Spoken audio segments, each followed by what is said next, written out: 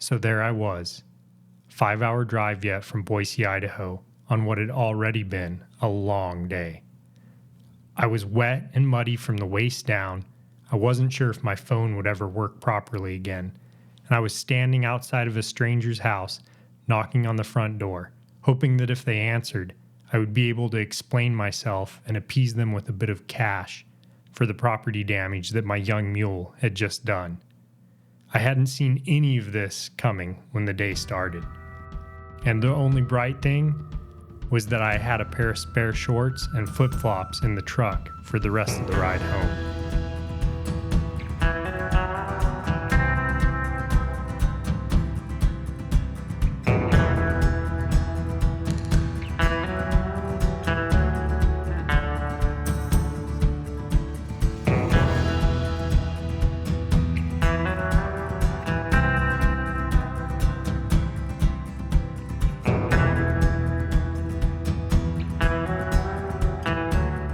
Welcome to the Behind the Mules podcast.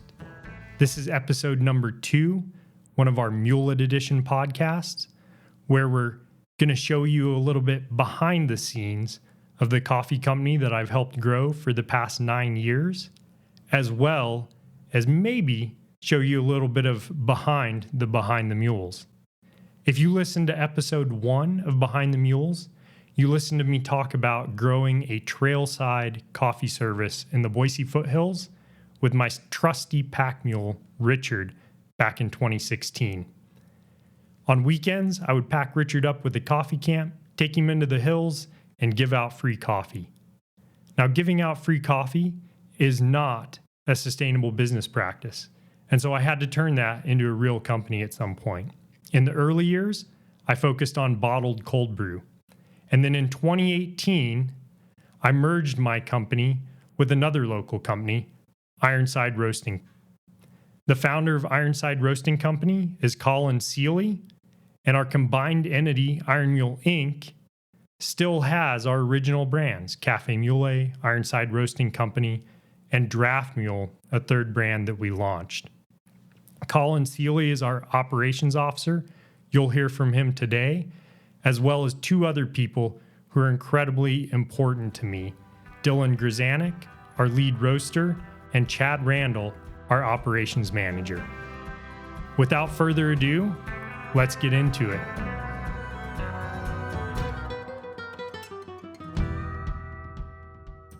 Colin, if you'll kick us off, tell us a little bit more about what you do here at Iron Mule. I would love for you to talk a little bit about the early days of Ironside as well, and then talk to us about some of your daily frictions that might be interesting that people don't even realize exist as frictions in a company like ours. Sure. Yeah, absolutely. Thanks for having me on the podcast.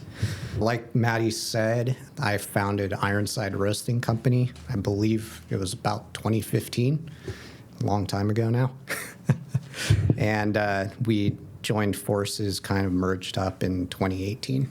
So I had a few years there that were just me, just on my own, similar to Maddie's experience running Café Mulé.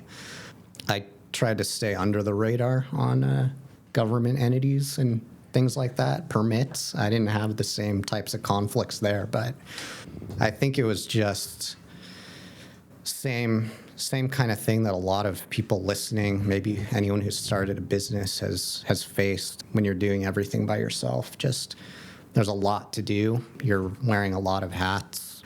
In my case, I was roasting, packaging, delivering, all the operations stuff that Chad will talk about a little later. And then you got to figure out how to market and do sales and just a lot of things that I had never done before. So that was fun. It was challenging. A lot of friction, a lot of good stories back then.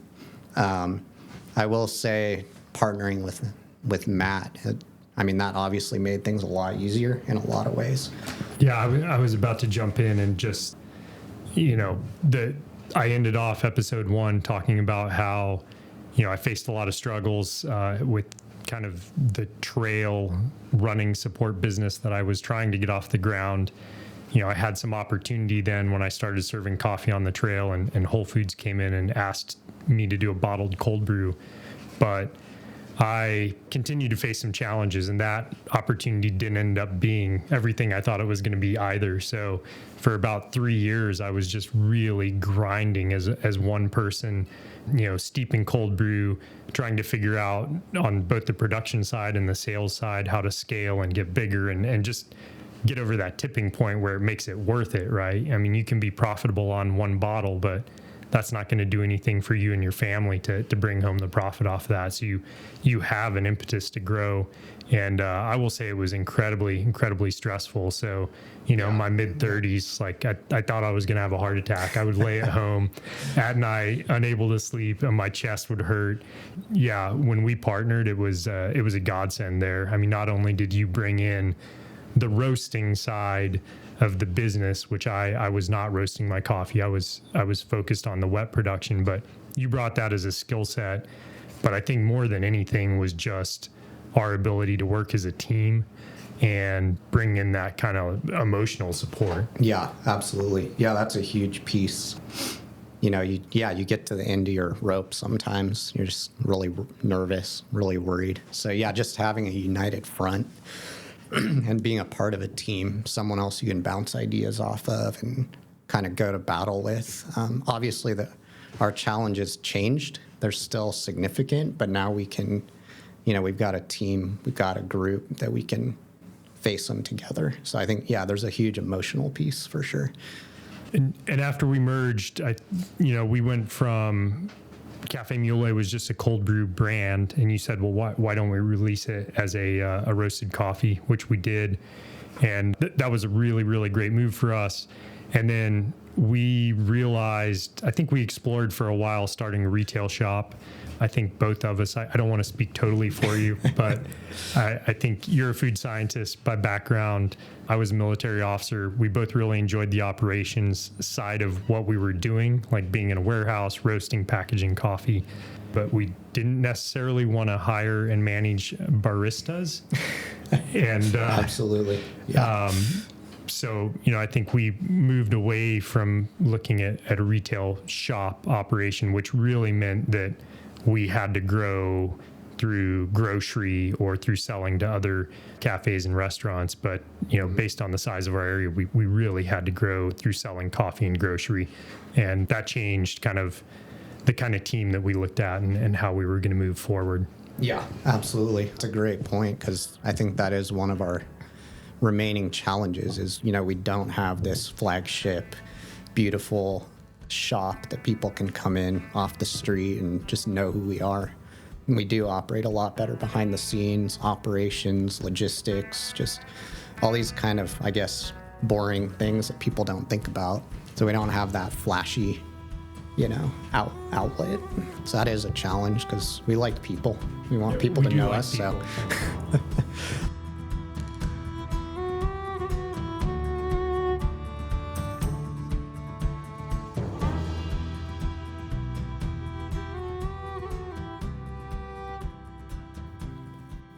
We do have a very high personality donkey and a mule, and we love to put on coffee services in the foothills so that we can interact with all the people that come up there and find us.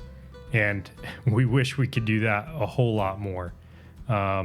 Unfortunately, the coffee company has gotten in the way of our trail activities to a degree, but as much as we can do that, we'll keep doing it.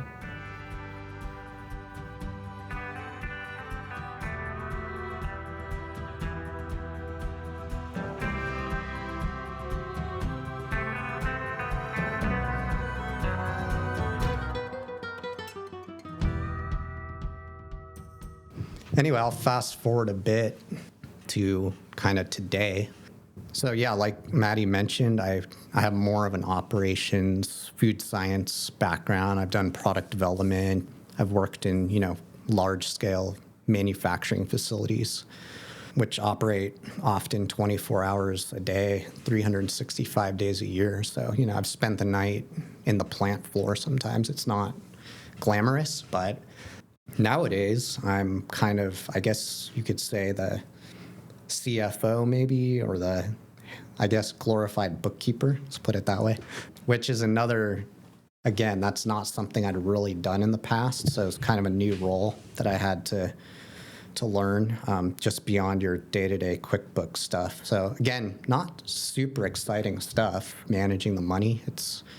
A lot of it's in the weeds, managing inventory, making sure we get paid, just all those things that are kind of, some of them are really in the trenches, not glamorous either, but yeah, it's fun. New roles are always fun. It's fun to take on a new challenge, learn something new, and I always go back to my kind of operational roots, like how do we streamline it? How can we make it better, faster, more efficient? So that's kind of my day-to-day challenges here. Yeah. Yeah, I think you're downplaying it quite a bit, Maybe, to be a little honest. bit. But I mean, this business has a lot going on. So we're bringing in raw green coffee, we're bringing in packaging material, we're bringing in amounts that require, substantial money for us to put up front. And then, obviously we're sitting on that inventory until we can produce a final product out of it and get it out the door. And so there's a lot to be managed with that financial piece. Yeah, that's I'll tack on to that. And I think Dylan will probably extrapolate even more. But yeah, just managing between the inventory we have in house, what's going out, and then bridging that with the cash flow. That's been, I'd say, the biggest challenge the last year or two here. And then Dylan and I have spent a lot of time talking and refining our green buying program, which I'd love to hear him go more into that. But yeah, that's been a great challenge, but also a lot of fun for us. Yeah, and I think probably not the conversation for today, but it's a really rich conversation in the future to talk about kind of when we look at green coffee and who we want to be as a roastery and how we get that coffee. There's a lot of perceptions in the market about how coffee should be procured. And I think we've discovered that a lot of that is just marketing on many different levels and gets down to brass tacks and how we actually can get coffee effectively for our business. Things play out a little bit differently. But yeah, we definitely. So I was just going to say we have I think we've innovated there quite a bit, and I think we might do things in a pretty unique way. So, yeah, which is, I think, a great segue, Dylan. Thank you. That's what I was going for. I was setting up the segue for you. It was perfect. And, speaking of, you were talking about doing roles that, you didn't do finance stuff in the past, but we needed someone who could be a solid bookkeeper. We didn't have the funds here to hire outside, and you jumped into that role with both feet. And same thing, I think everyone's had to grow here. And Dylan has, he's our lead roaster, and that's a role he grew in with this company. But also, he's grown into a role of managing our green coffee and how we source to a great degree. So Dylan, same thing. If you'll tee up a little bit more about what you do here, your day-to-day, and then tell us something that is maybe a friction point in your job that people on the outside wouldn't even think about. I mean, roasting coffee sounds super sexy to a lot of people. It's a hobby. I get approached by people all the time who are really happy to tell me they do it in their garage. So is it all that? I mean, you guys have done a great job of kind of getting into it a little bit. Roasting coffee is a lot of fun. It's very creative. There's a lot of artistry involved with it. I think that artistry and the aesthetic qualities of coffee are the reason that people seek it out and why people pay premiums for the coffee. But at the end of the day, there's a lot of just brass tacks dollars too. One of the big challenges with my job, I think, roasting is I want to produce the best quality coffee that I can. I want to find the best flavors and deliver the best value. A very easy solution to that is to just buy really, really expensive coffee. Somebody above me in the supply chain has already done the work of finding a good product. Where that kind of breaks down is when we need to make our margin or when we need to make an actual profit on our bag. There's a lot of kind of discrepancy there. So kind of my challenge is finding coffees that I both think are really good, of a high quality, will meet our customers' flavor preferences, and then come in at a price point where we can realistically get it in, add some value within our roastery to it, and then bring that value to the customer on the shelf. But yeah, there's a lot of nuance to that. So is there a shortage of costly coffees on the market? Oh no, I mean that's where the industry's going, and everything's specialty coffee. So people want to have the specialist of the specialty coffees. So there's coffee lots that I can purchase that as a green, raw, unfinished product are more expensive than the bags that we put on shelves finished. Does the cost of that coffee justify the increase in quality? And will that get translated to the customer? No.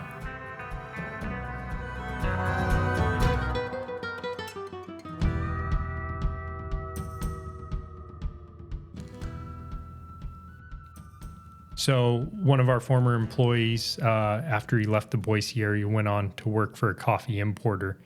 And he once sent us samples of a Yemenese coffee that was being sold by the importer for over $45 a pound. So this means that as a consumer, you would be paying over $100 a pound for this coffee roasted. And I can tell you that the coffee was interesting to try, but it certainly wasn't earth-shattering, nor was it what most people would want to drink for breakfast every day. So you have to answer for yourself, is there any coffee that you would really want to pay over $100 a pound for?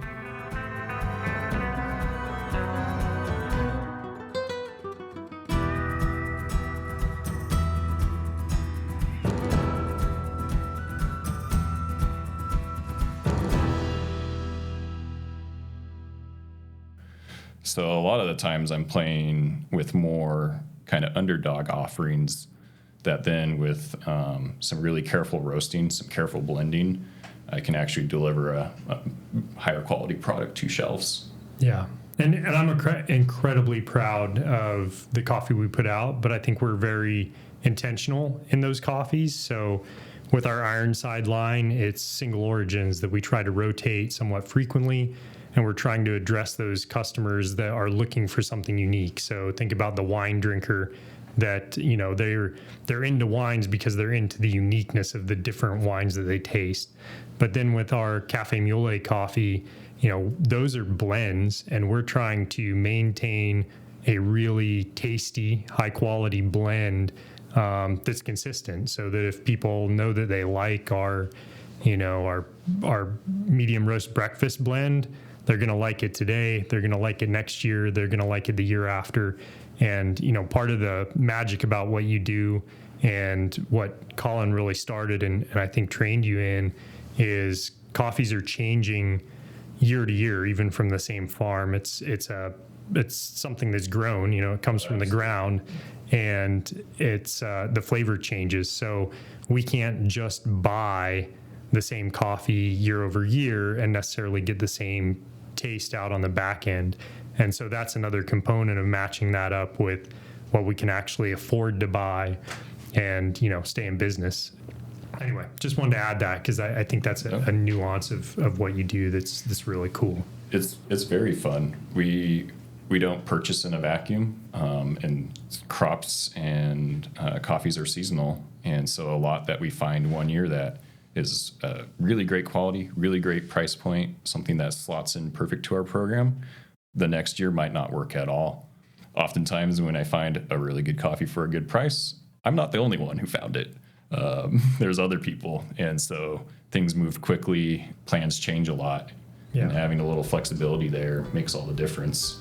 And, you know, to add even a little bit more color on that and how we source, there's been this perception that's built up that, you know, small craft roasteries should be doing direct trade.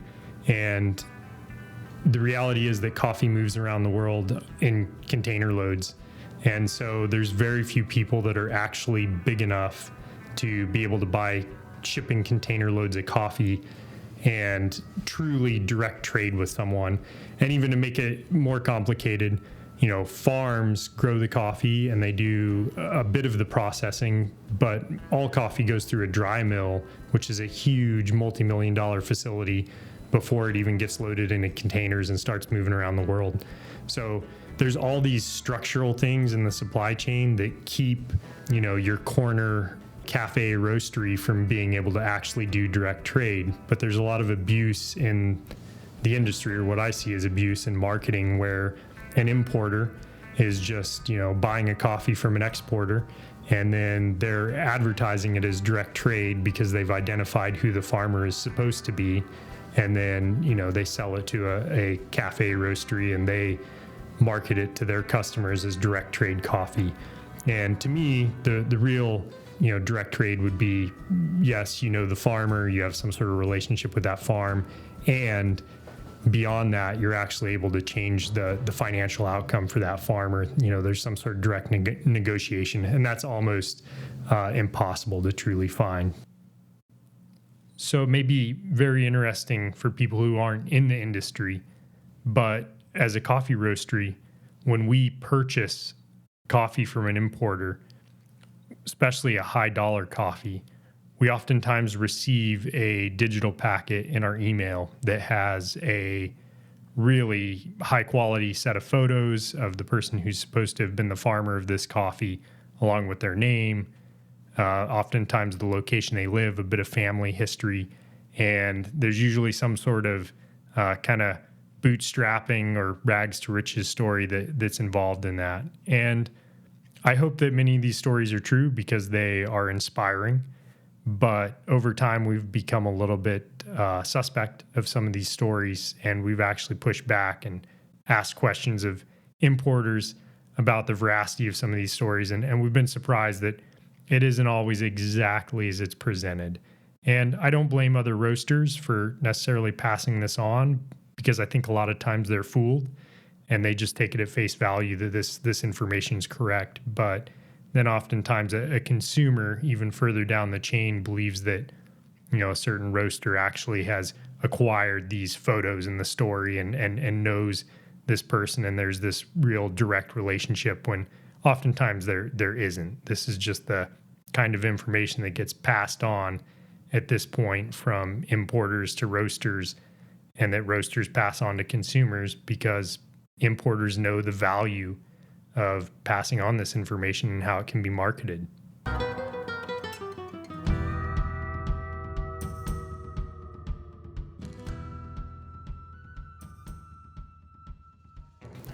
Coffee farmers are like farmers everywhere. When their crop's ready, they're going to sell it to whoever's paying the best price for it. And, if that happens to be the exporter down the road or the co-op they're a part of, that's what happens. But I say all that to not be too opaque about before, when I was kind of talking about the supply chain and marketing abuse, because I get asked on the street a lot, like, hey, do you travel down to farms?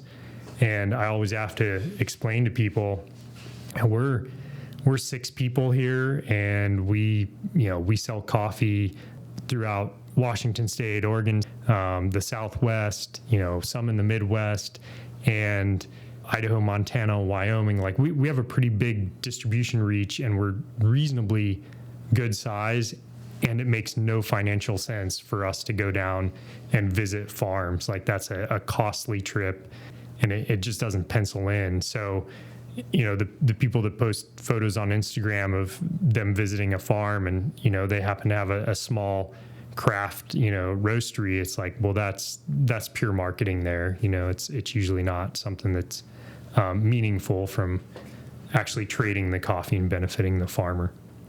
Yeah, this is probably a whole nother episode, but we did attempt this at one point. We'll probably go into that on another episode. We did attempt a true integrity-filled program to do direct trade called Direct Access, where we were flat feeing our own costs, and we were trying to monitor everyone else in the supply chain, and we were giving additional money back to the farmers. And we ran it for about 2 years, took a really big swing at that one, and ultimately we just couldn't figure out how to market it to the end consumer well enough to sell enough. But we benefited a handful of farmers in a really big way over 2 years, and that felt great. And it felt great to try to do it right, but we couldn't quite figure it out. But there's a lot of people saying that they're doing it that I would question.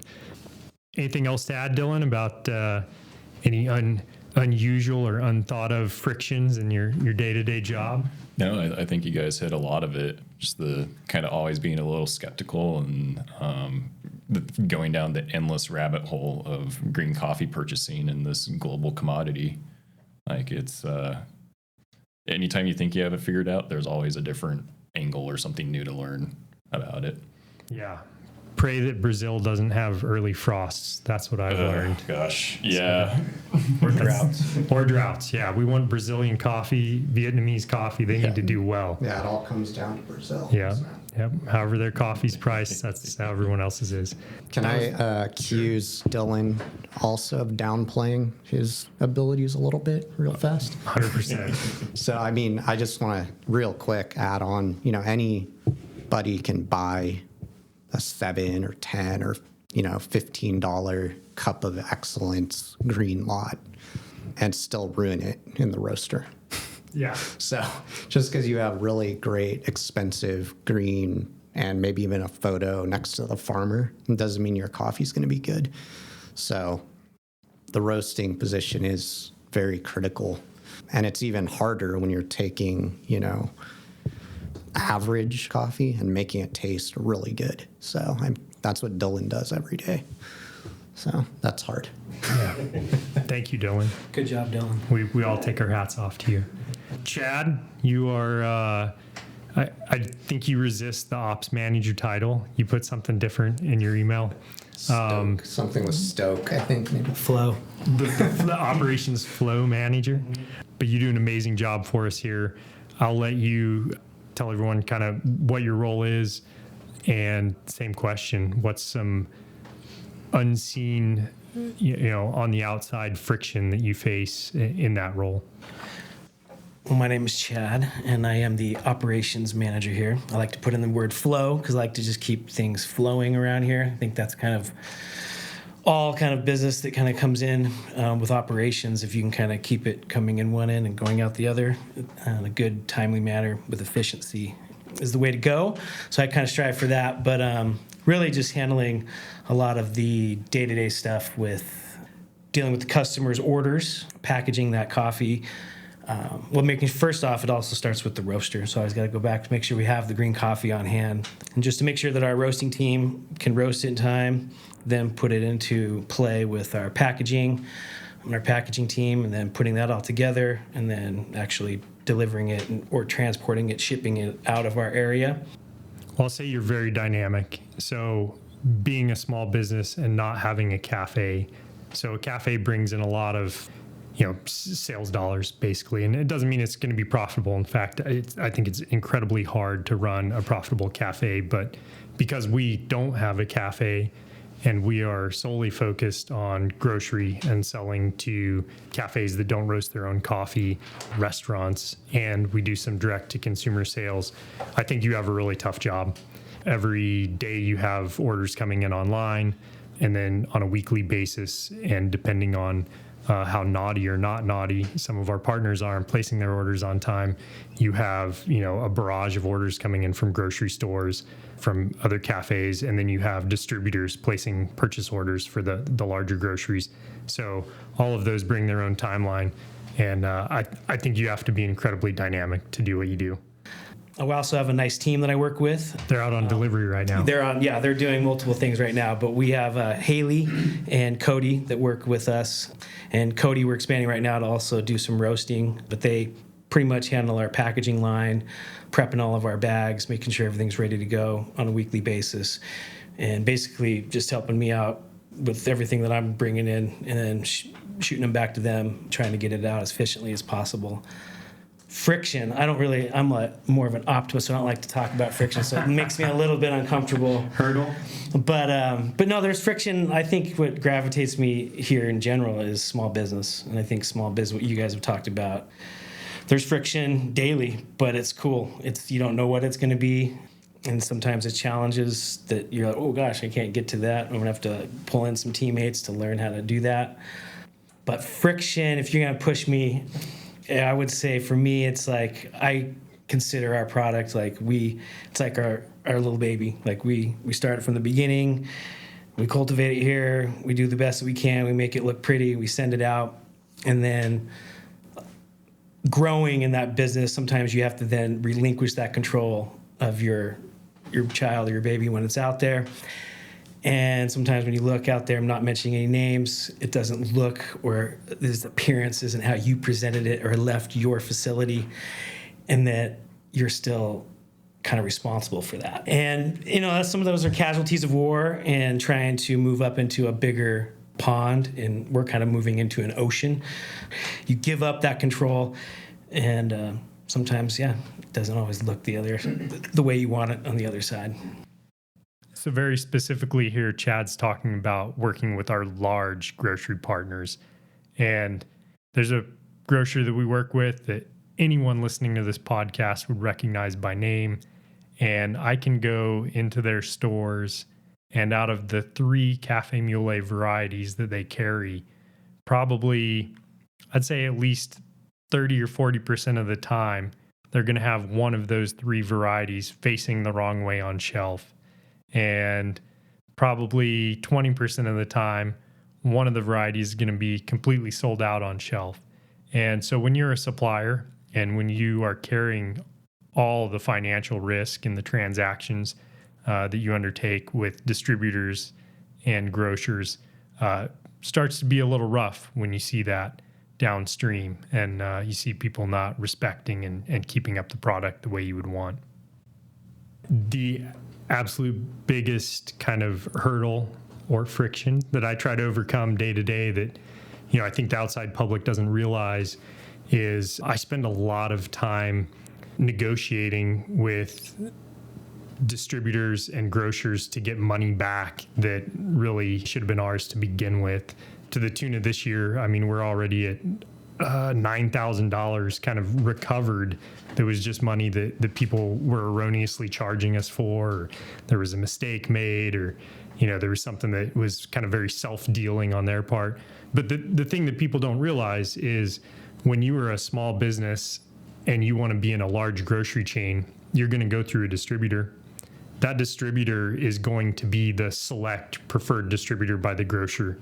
They oftentimes share offices, so the distributor will often have a person who actually works in the large grocer's office, and so they're very tight. And us, as the small supplier in the equation, we guarantee the product. So we sell it to the distributor, but if that product goes out of date in the distributor's warehouse, we not only have to pay the distributor back what we initially sold the product to them for, but we have to pay additional fees that they tack on. So, if we sell a bag of coffee, for instance, at $8 to the distributor, if it goes out of date in their warehouse, we have to pay them $11 for every bag that went out of date. And the same thing when it moves down the line to the grocery store.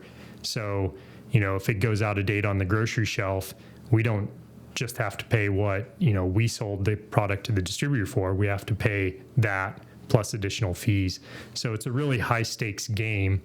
And, where it makes my job really interesting is when mistakes are made, even if it's clearly the fault of someone else, there just really aren't any incentives on the part of people with the distributor or the grocery store to resolve that issue. I really have to be a squeaky wheel. And that gets back to kind of the struggles that I talked about in episode 1 that I was having with some of the government bureaucracies with just, trying to get people to even look at requests. When there's been a mistake made in our current business with a distributor, and I'm just trying to get someone to pay attention to it and pay us back, they're not motivated at all. The distributors like they're the financial piece in it as well. So they pay us as soon as we ship them coffee, but they also, whenever there's any sort of dispute, if they think that some coffee went out of date somewhere or there's some other issue, they withhold that money automatically. So it's not like they send us a bill and we can dispute the bill, and while we're disputing it, we have that money. It's, automatically taken out. So we're always kind of on the back foot there.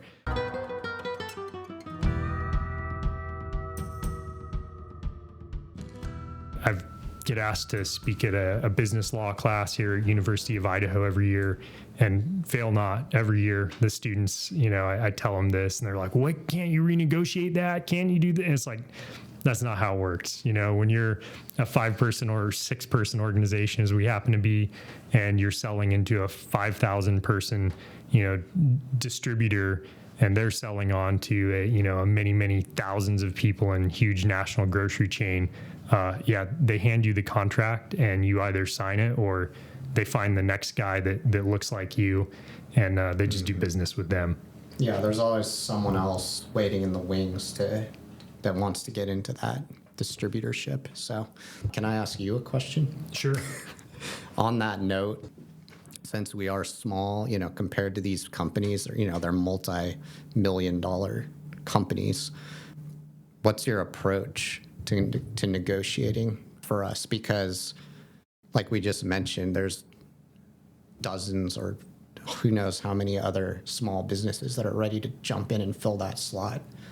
We don't have a lot of power in this scenario. So and we have some relationships with 2 big grocers with buyers there that they carry our product, that I really cherish those relationships.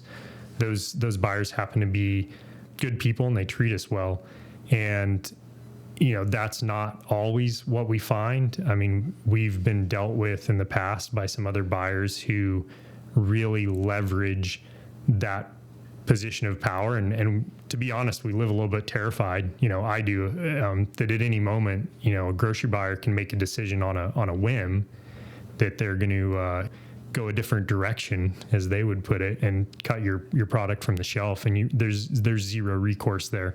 So that's always a little bit in the back of my mind. And my position then is I try to appeal to decency, and I try to appeal to a bit of comparison. So I always try to lay the situation out as simply as possible, and I say, here's what happened, and what would kind of the decent thing be to do here. And especially, I like to remind them again that you're a multi-thousands of people organization and huge, and we're 6 people. So especially if it's a mistake that happened on their end, should we be the ones paying for it? Or should you be the ones who should have the greater financial capability, should have had the greater leadership bandwidth to make sure this didn't happen in the first place? And now, we're expecting you to step forward. This past week, I was dealing with a situation where there was a enormous overorder by an individual grocery store, and the distributor shipped a bunch of product. Well, that ended up going out of date because the store ordered literally like 10 times what they needed to order at once, and it's going to cost us about $700. And I've been fighting that with them, and I've been meeting resistance at multiple levels. And I just laid it out for them. I said, hey, we've received an audit from this distributorship in the past, a quarterly audit, saying that we had underpaid by 4 cents and they were going to recoup that. And I'm looking for $700, on the part of a major grocer and distributorship. Can you, if you guys respect your own 4 cents, can you respect our $700? And so that is appealing to integrity and decency is about the only leverage and tool we have, to be honest. Yeah, that is a huge challenge. And time, you spend a lot of time.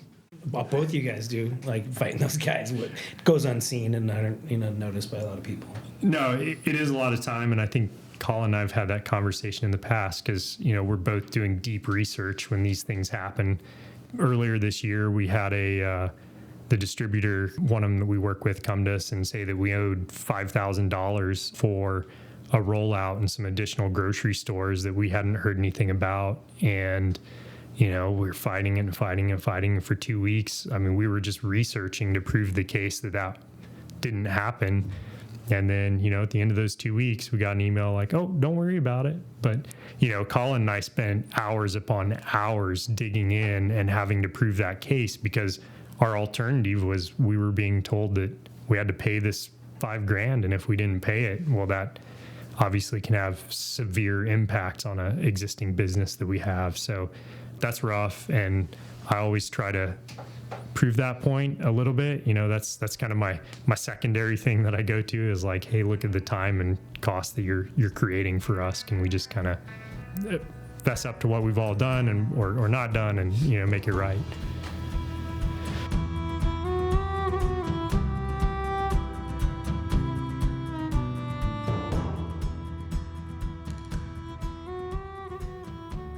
So you may listen to this and you may just say, these guys are just whining a lot.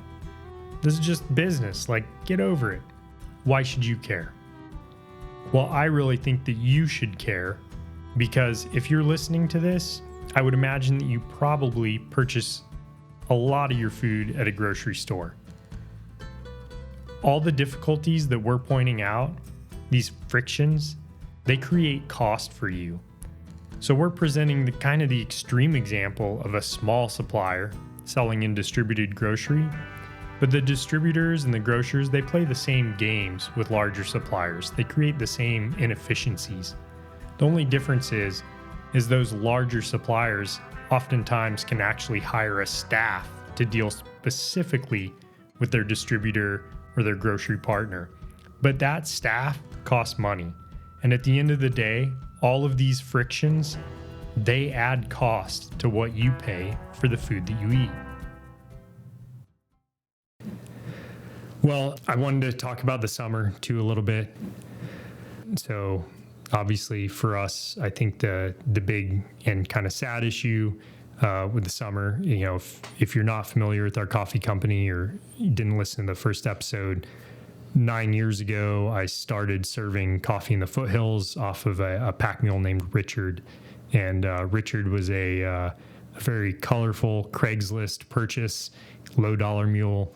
And when I got him, he had been worked hard before and he looked pretty old, but I took the most optimistic assessment that I got from any single vet for his age, which was about 18 at the time. Realistically, he could have been a decade or more older than that. But with horses and mules, you can age them, accurately up until about age 12 with their teeth. And then after that, it's kind of anyone's best guess. So, you ask people and they're like, well, I had a mule that looked kind of like that. So, my mule was 18, so maybe that one's 18. It's an art form. It is an art form, yeah. Yeah. Divining rods come out and, people start casting bones and like reading things. Yeah, but it's definitely an art form. So when I got Richard, I told everyone that he was 18 because that was optimistic. And then, I was always just leaning that way. Reality is he could have been 40. I have no idea. My uncle had a mule that lived to be 45, so they can get pretty old. But early in the summer, he started to show a cancerous tumor in his mouth. So we knew the writing was on the wall. And in August, unfortunately, that it got to the point where he couldn't really eat comfortably, and so I had to put him down. So big bummer. But I don't want to end on a sad note. I want to end on a very happy note, which we have. And to back up to around the June timeframe, actually to back up to the May timeframe, when I was down in Bishop, California for Mule Days. They run a program with UC Davis runs a program raising young horses and mules, and they had some of their animals there. So when I was walking through the mule pen every day, there was this, small yearling mule that would stick his head out, and he was super personable with me, and I'd go and love on him every day. And, anyway, I was kind of taken by him, and I started to play with the idea of, man, I'd really like this mule. This is awesome. Wish I could bring him home. Obviously I can't. And at the time he wasn't for sale. So UC Davis, they raise these animals, and then every June they have an auction. Well, I came home from the Mule Days in May, and that sat in the back of my mind, and I was kind of depressed because I knew what was coming with Richard. So one day I just said, hey, I definitely am not going to have the funds, like our business does not have the funds to purchase a mule at auction. We don't have the funds to buy an older mule that's selling on the market because they're high priced right now. Like the mule market's up. So, now's not the time to get in. Now's the time to get out. But the mule market's up. And I was like, I've never done anything like this before, but I'm going to set up a GoFundMe. I'm going to tell people what's going on with Richard. I'm going to say that there's this young mule that I'd like to try and get at auction.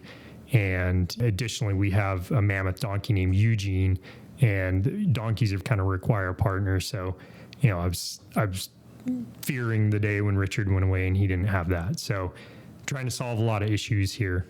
Well, last year, the average price of this auction was about $7,000. And so I put the limit for the GoFundMe at $7,500. And people were awesome. Like 240 people donated. Within a day, we blew past the limit, and we almost doubled it. And thankfully so, because it took like I said, the mule market's up. It took every single dollar we raised plus some in order to go down there. And we won Scotty, the yearling mule, but it took every single dollar plus some, like I said, to go down there and get him. So that was epic, though, an amazing gift. And then I almost lost him day one. So here it is. I've been waiting to kind of tell people about an epically boneheaded move. So I have 3 kids, and I try to take them on road trips when I can. And my 13-year-old was due this time, so he's my middle son. And when we won Scotty, I had 3 days to drive to the 10 hours down to UC Davis in California and get him. And so I turned to my son and said, hey, load up, we're doing it. So we took 2 days to get down there so that I'd be a little bit rested on the ride up, because coming back, I knew I needed to make it all in one day, the 10 hours. So sure enough, go do the little bit of paperwork when we get to UC Davis, and they say, hey, tomorrow at 7 a.m., we can load Scotty into the trailer and you can head out. So we were there, raring to go. The ladies that have been raising Scotty took him over the trailer, and they're pretty low pressure and gentle with him. But after like a minute, he just walked right in, just hopped into the trailer, tied him in there, and away we went. Well, Winnemucca, Nevada is about halfway, and I knew we were going to hit it about lunchtime. So I told my son, I said, hey, when we go through town, I'm going to stop. We'll buy some sandwiches. And then I think I remember seeing kind of an open park area on the north side of town, and we're going to stop there. We'll eat our sandwiches, and we'll get Scotty out of the trailer, and I'll let him stretch his legs a little bit. And I think this is where I had just a bonehead idea in my mind, because he'd gotten in the trailer so well that, I was playing in my mind, like, you want mules to have a good experience because they have a great memory and they tend to kind of hold things against you if they have a bad experience. So I was like, he doesn't want to be in the trailer for 10 hours, like, he's going to have so much better time if I let him stretch his legs. So we get the sandwiches, we drive to the north side of town. Sure enough, I pass this fishing pond, and it's got a public fishing pond and a parking lot next to it. I'm like, great. It's there. I remember it well. We go in, I park, I take Scotty out of the trailer, and when I got him at UC Davis, they said, hey, we'll throw in a halter with him, and it's a flat nylon halter, which when you're working an animal, that gives you the least amount of kind of leverage on them. Like a rope halter kind of adds some pressure points, you can control them. Nylon halter, not so much. And I thought about it twice a little bit, but I didn't do anything. So he's in his nylon halter. I get him out of the trailer. He's kind of learning the area, and I'm walking him around. It seems great. And everything's open around this little park fishing pond area. On 3 sides of the parking lot is just big agricultural land.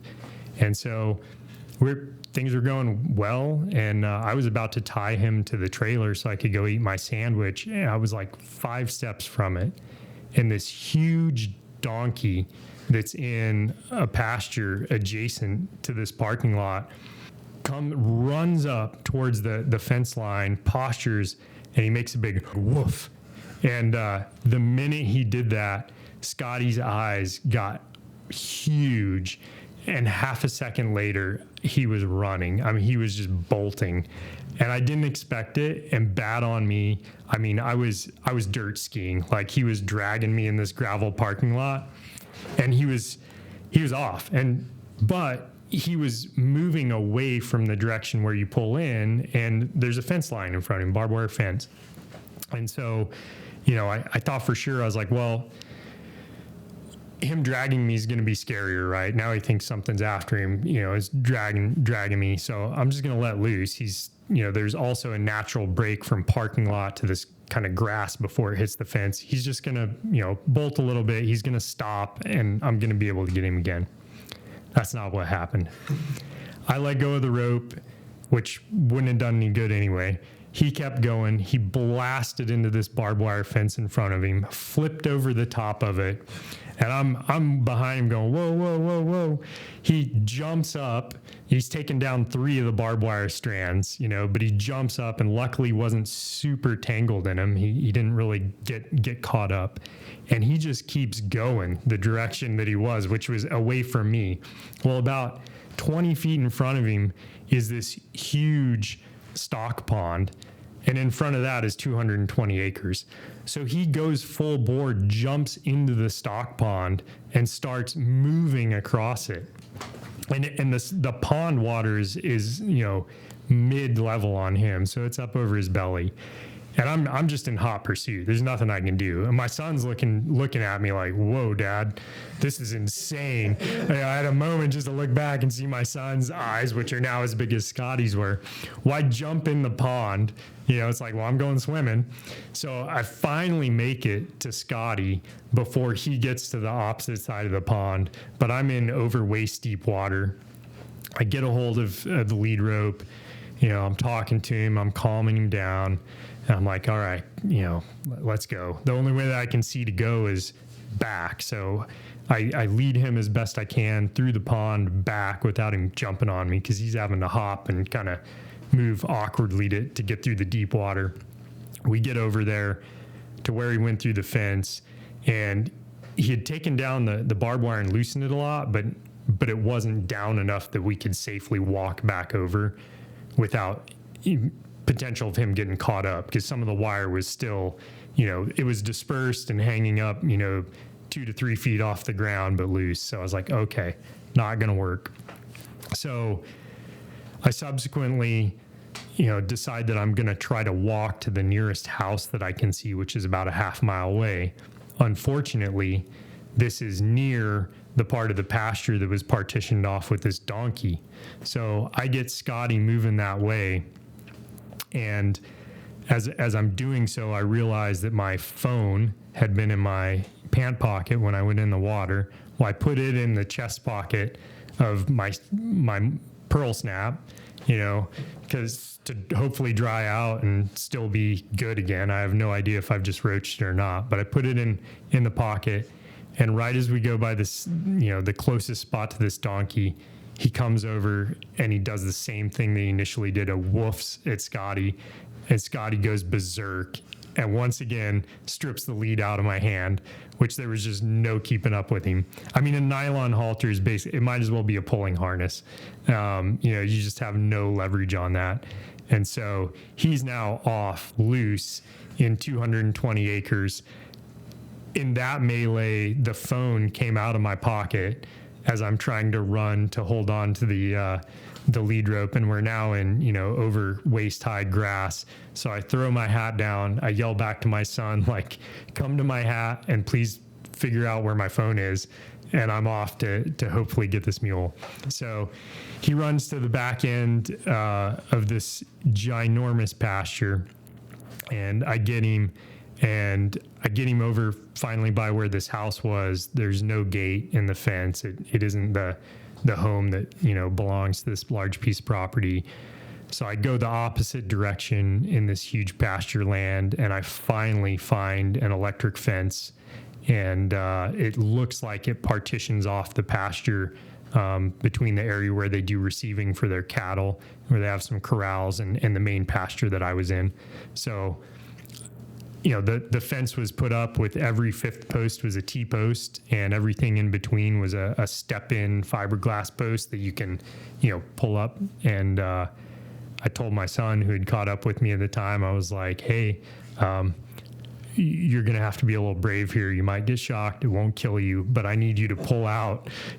I basically got to hold on to this mule as best I can because there was no trees, no anything, nowhere I could tie him. And I said, you're going to have to pull up all the step-in fence posts, lay the electric fence down flat, and then, we'll step over. And it worked. So my son did it. He didn't get shocked. Once I got on the other side, I helped him step in the posts, and I actually got shocked twice and shocked Scotty through the lead rope, which he deserved at that point, if we're honest. And then I got him over to the corral, and here's where some of my good thoughts that he would be so amazing getting back into the trailer just dissolved, because it took us another 2.5 hours then to get him into the trailer.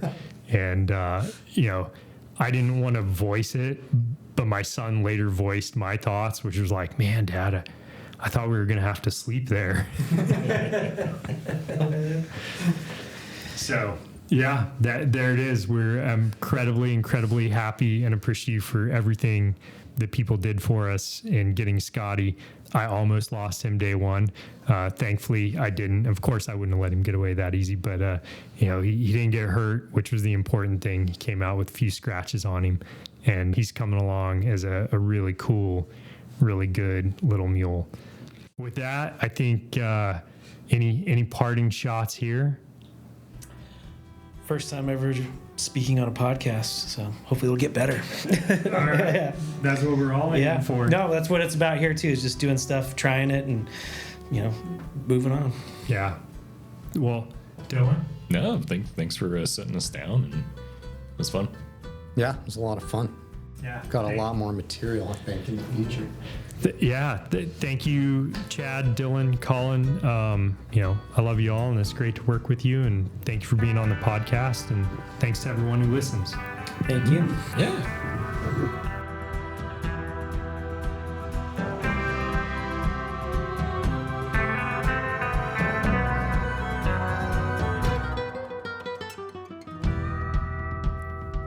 Thank you again for listening to the Behind the Mules podcast. I hope you took something from this today that at least is interesting and potentially gives you a valuable new perspective on some of the small businesses that you interact with every day. The thing that keeps the lights on for us here is happy customers drinking our coffee.